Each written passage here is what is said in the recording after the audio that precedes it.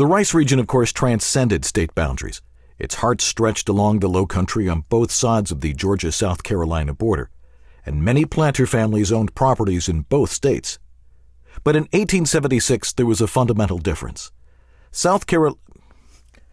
Oh, hi.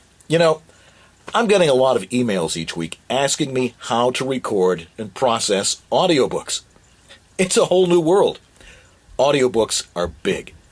Everybody wants in, until they're in. A little intimidating? Well, the requirements for what's needed for an audiobook, unfortunately, are kind of subjective. Each publisher has their own criteria. Things have changed a great deal for the industry.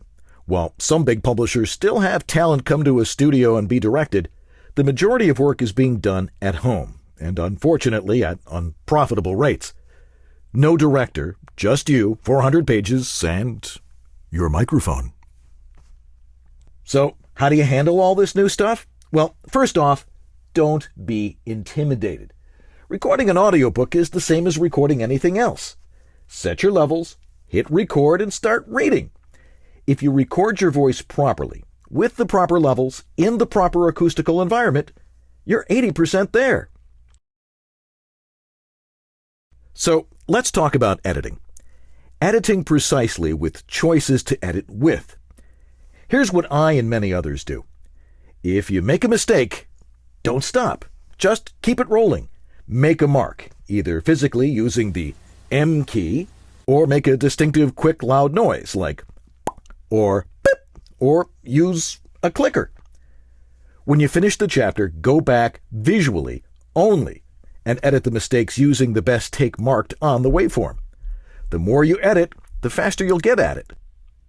Watch how I edit this section of this book that I'm actually working on right now, Nothing But Freedom by Eric Foner. Republican political power, after all, had helped create the context in which successful collective action was possible. Nowhere was the difference made by Reconstruction more evident than in the Rice Kingdom itself during 1876. The Rice region, of course, transcended state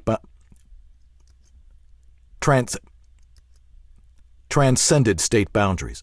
Its heart stretched along the low country on both sides of the Georgia-South Carolina border, and many planter families owned properties in both states. But in 1876, there was a fundamental difference. South Carolina was still under Republican control, while Georgia had been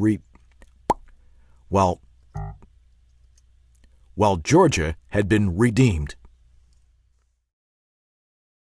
Now, watch how I edit this. I'm going to go through it. I'm going to find consonants to work with. I'm going to zoom in, and that's how we're going to edit this.